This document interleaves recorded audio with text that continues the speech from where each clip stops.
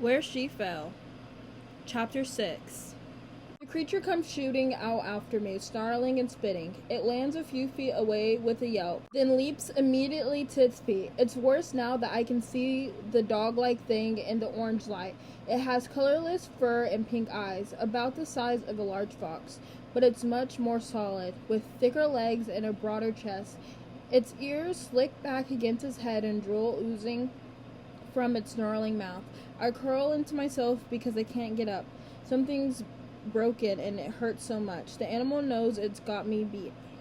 It saunters towards me all casual while I whimper and try to edge away, and fail because I can barely breathe. With a whistle of air, something lodges into the throat of the creature. It falters and gasps, blood pouring from its neck, drooling from its mouth in ribbons. It lets out a few choking gargles and slumps to the ground. I look in the direction the arrow came from, the direction where the orange glow is largest, and I see people. A boy my age, both still raised, is silhouetted by flickering firelight behind him. His brow is furrowed. He's almost growling, but he looks pleased with himself too. Beside him others have gathered, and I start to freak out. How did they get here? Who are they? People? Maybe the dog creature wasn't the worst thing I had to worry about. I curl even farther into myself and start crying. A woman crouches at my side and gently touches my arm. "It's all right," she says, her voice soft and soothing. Her gray-tinged hair and hazel eyes remind me of my mom. "Is it?" I ask faintly. The pain makes it hard to breathe. I don't want to consider that I might be dying, but this seems like a bad sign. "Did you hit your head?" she asks. "I don't think so. Maybe a little. I mean, I hit everything, but it doesn't hurt. I can't breathe very well, though. Maybe you've broken a rib." She soothes the hair away from my face, and I wonder if she has a teenage daughter of her own, or if she's just nurturing with everyone. "But don't worry, you're safe, and we'll get you all healed up." I want to believe her, but I can't make my heart stop racing. "Where am I?" She bites her lips and stops touching her hair. "We call this the colony, a home for those who've been lost to this cave over the years." A pit opens in my stomach. How did you end up here? A tiny cough escapes my lips. Breathing hurts, talking hurts, coughing hurts the most. "We can talk about this later," she says. "I should check out your injuries before you get yourself too worked up." "No," I insist, even though the strength of my voice stabs into my bones. "I want to know. I fell into a vertical shaft on a walk in the woods, wandering around for a while, eventually ended up here. Everyone's got a similar story." "Did anyone get dropped underground by a sinkhole?" "That one isn't common, but believe it or not, yes." I thought that'd make me feel better. It doesn't. "This is a lot to observe," she says. "I don't think now is the time. How long have you been here?" I press. She pauses. Then, 6 years. The pit in my stomach envelops my entire body. "Okay," I whisper. "I guess I'm done asking questions for now." She smiles understandingly, and I wonder how many times she's had this exact same conversation. And whether anyone who's came into this place, this colony, has ever left. The woman's name is Kaitlyn, and she's the unofficial doctor for the group. She was a nurse before ending up here, and the only one with any medical training whatsoever. "I don't know everything a doctor does," she said with a weary smile. "But I know enough, and some things they don't. Thank God for it too, because it turns out that I definitely have at least one bruise or possibly broken rib, in addition to my other more minor aches and pains. I wish I could say that I'm taking this all in stride, that I'm overcoming my injured ribs and interrogated with the group immediately. But I have not even a little. The pain is unlike anything I've experienced before. It's 1,000 shards of hot metal poking into my lung every time I inhale. Colin says I have to keep trying to breathe normally, though for the benefit of my lungs, she sets me up in a big tent made of stiff, semi-foul smelling material that I think is the hide of some animals, and lit only by a faint glow fire coming from outside, which means barely lit at all.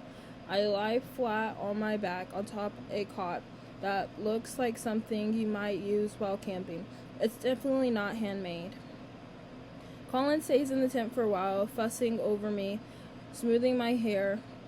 I try not to cry because she's a stranger and I want to be brave, and more importantly because crying hurts. I ask a lot of questions to distract myself, but she seems to think talking is bad for me, and she spends more time shushing me than actually answering. What I do learn is this: there are 12 people living in the colony, 13 counting me, mostly adults, a few teens, one baby who was born here. That part terrifies me to consider. Other than the baby, they were all trapped here one way or another, just like me. They've constructed a life, a community down here from things they've salvaged and things they've made. The firelight is all that pierces the dark. They hunt for food and they hunt for survivors. They do not hunt for a way out. Not anymore, says Colin grimly. When I ask, it's not worth expanding the effort to find something that doesn't exist. You do well to accept that and accept it quickly. I won't though. I can't. I haven't seen a lot of the cavern. Only a brief glimpse when Colin helped me to the terrifying outhouse-like situation they've constructed. But I saw enough to know that there are tons of tunnels branching off this main cavern. There are tunnels in the ceiling, tunnels off the side. In a giant cave system like this, those tunnels don't just lead nowhere. Sure, some of them probably loop back around, but some of them definitely go someplace else, which then goes someplace else, and on and on. Maybe finding an exit won't be easy, but it has to be possible. How long before my ribs feel better? I ask. I hate this already. It's only been a matter of hours. It depends how bad the injury is, she says. Usually 6 weeks or so before something like this heals, but the pain will diminish much faster if it's bruising than if you've cracked or fractured. Has anyone ever died here? I don't know what makes me ask this. It's so morbid, and it's a very blunt question. Immediately, my telltale anxiety symptoms start cropping up. I flex my fingers as though it'll stave off the tingling. Well, yes. Colin, equally blunt answer throws me off entirely, which must show my face because she's quick to go on. I'm sorry. It's inevitable, isn't it? This is a very dangerous place, so you've already seen. Not everyone is so lucky as to end up here where we're safe, where we're protected, which means not everyone makes it. I want to ask whether anyone who's part of the colony has died here, but I can guess the answer and decide I don't want confirmation. You should try to get some sleep, Colin says, squeezing my hand. I'll keep checking in on you, and I'll have some food brought to you later. I don't argue because I am exhausted. I don't know what time of day it is or what time of day they consider it, but I guess that doesn't matter so much. Alone in the tent, I close my eyes, but I'm not comfortable here. Colin has been kind and welcoming, and that boy killed the monster that tried to kill me, but that doesn't mean the people here are friendly. They could very well be buttering me up so that my guard is down, and then the time comes for things to turn sinister. You're being insane, Eliza, I whisper sternly inside my head. It doesn't help. I feel anxious, and not this way I usually feel anxious. Paranoid might be more accurate. It makes me tremble and restless. I do sleep, but it's haunted, fitful. Colin checks in on me at least once that I'm semi-conscious for. She makes me nervous because she's a stranger, but she's also a comfort because she's a son. And knowing I won't wander this underground labyrinth alone until I die is more of a relief than I care to admit. I don't know how much rest I actually get, but when my food arrives, I'm awake, sitting up, wenching against the pain in my ribs. The food bringer is a black-haired, pale-skinned teenager who enters his tent with trepidation. "Hi," she says with a soft smile. "I'm Eleanor." I try to return the smile, but it's like Sherry always says, I'm not a brave person. Right now, I feel less brave than ever. My smile probably looks more like a snarl. "I'm Eliza." She sits down a stone carved bowl filled with something mushy. "Nice to meet you. Everyone is so excited you're here." I can't help a slight lift of my eyebrow. "Excited? Really?" "Well," she bites her lip, "that probably sounds wrong. But the thing is, it's inevitable that people get lost down here. You know? We're always excited when someone joins us alive.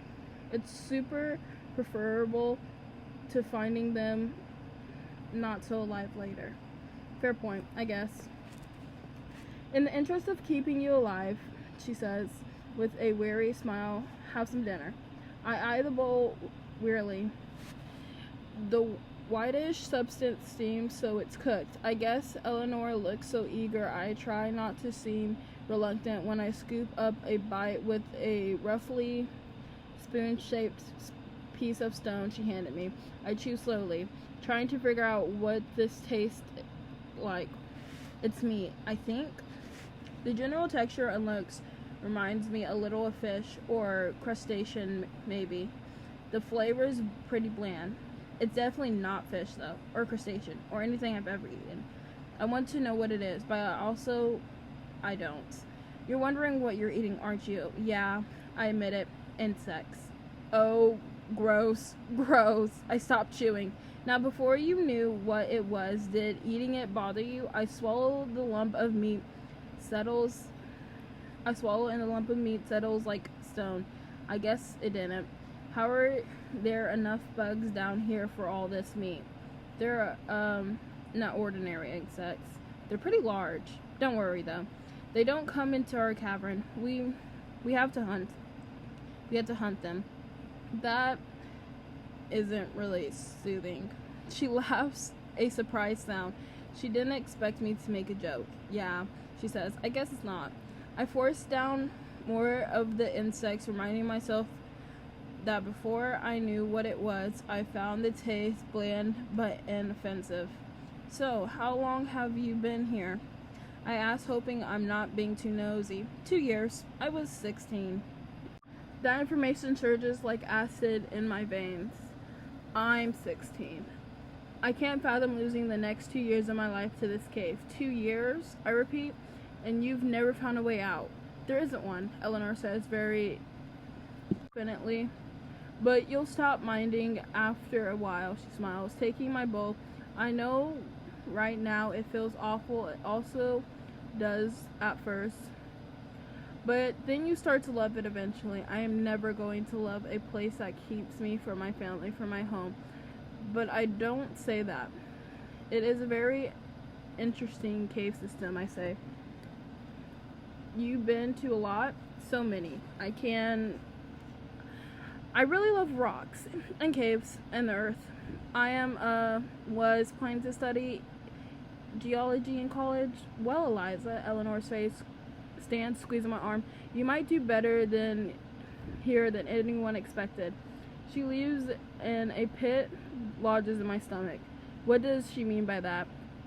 Do I look like the type of person who usually does poorly here? I settle into my cot, wincing at the breath-snatching pain in my ribs. This cannot be the place where I die. I'm kept in isolation for 24 hours. Colin doesn't use the word isolation, but despite the fact that no one has watches or other time-telling devices, they apparently think they can accurately track the passage of time. "It's a feeling," Colin explains. "Think about it. Early humans didn't have clocks, but their bodies understood when it was time to rest and when it was time to wake up. I don't argue because arguing stresses me out. But if I were to argue, I would point out that early humans had a nice little helper with the telling time, the sun. Being an introvert, I don't mind the isolation in theory. I'm getting comfortable enough with Colin, and I really like Eleanor, who continues to bring me meals, but it worries me that they seem to have a standard isolation period. Why? What are they trying to prevent? I ask Eleanor because she's more open than Colin is. Oh, it's... People who come here are kind of disorientated sometimes. It just gives everyone time to adjust and to see what the new person is going to be like. It's for your benefit and for ours. Eases a transition, and it makes it obvious if a newcomer isn't going to be suitable. Fear must show on my face. She hurries on. You're fine. I mean, like, if they're violent or something. It seems like they might endanger us. Oh, my heart beats so hard it hurts.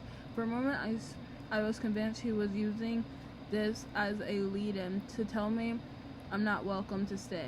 That makes sense. You wouldn't want a murderer or something living here. She smiles. I mean, it might liven things up sometimes. The dangerous things in the caves are enough for you. You'll see. After a while, they really lose their fear factor. She severely underestimates my ability to fear things. If it has teeth and is willing to bite my face off, I will fear it. What happens to the people who don't get to stay? Nothing really. They just don't stay. It's only happened once since I've lived here. It's supposed to be soothing, probably, but the idea that the colony turns people out to face the cave's mercy alone unnerves me. What if I do something wrong? Will I be rejected too? What feels like a couple hours later, Colin tells me it's time for me to meet everyone. That they're going to visit me one at a time, which is my personal hell. Meeting new people stresses me out. Anyway, but meeting people one-on-one is the worst.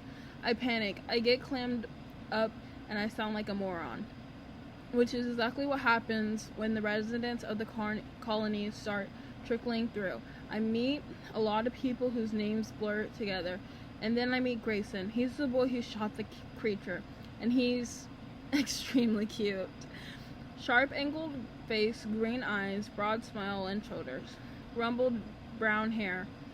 He introduces himself to me so politely, handshake and everything. His palm is cool, mine is clammy, and he must be feeling pretty repulsed right about now. So, I say awkwardly for not letting...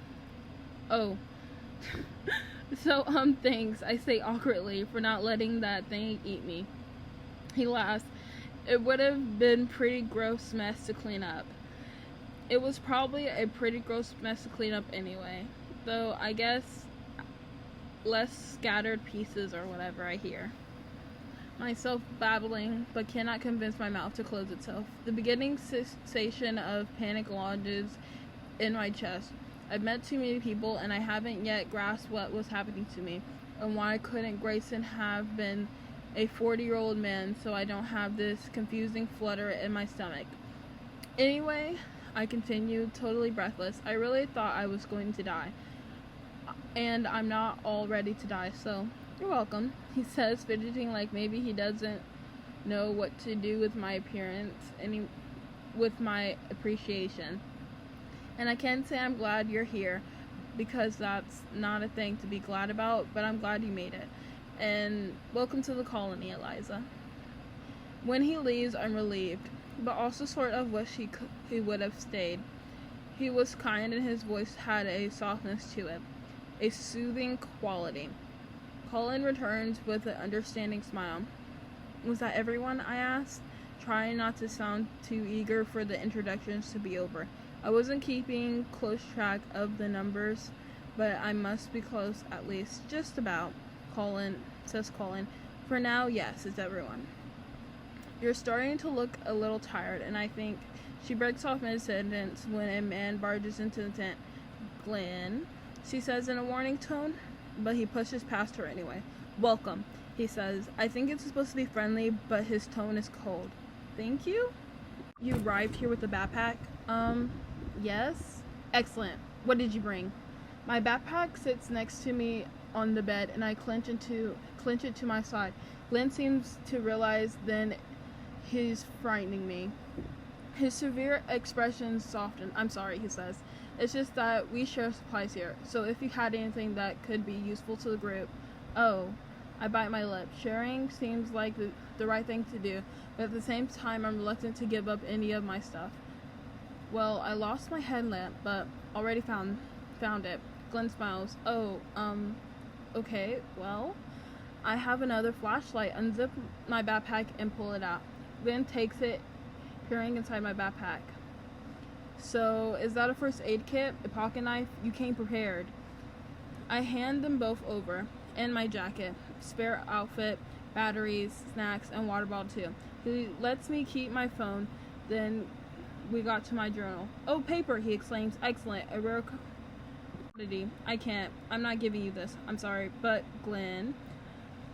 Colin proceeds with a hand gripping his forearm. This girl needs to rest. She has bruised ribs, and we've just ransacked her things. This is not the right time to greet new residents. Their eyes are both storms as they stare at each other for a painfully long time. You're right, Glenn says finally and turns to me. I'm very sorry, Eliza. I get a little tense about things. Keep the journal. Thank you, I whisper, but he's already out of the tent. Diary entry. The first time I met Meg, she was crying. It was 4th grade and Toby Millerson had just stolen her dessert, or so she claimed. I never checked to see if it was true. I just put an arm around her and offered her mine. No, she said between sniffles. Yours looks really good, but mine was made special by my mom. If I can't have that, I don't want anything. She liked being comforted, though, and Meg required comforting on a pretty regular basis. From then on, I never minded. Usually it comes naturally to me. It didn't make me anxious. It got to be a lot sometimes, though. The emotional weight of caring for her as well as myself. It was just so constant. But Meg was my friend. She texted me all the time. She made me feel seen. Somehow that never felt worth giving up on.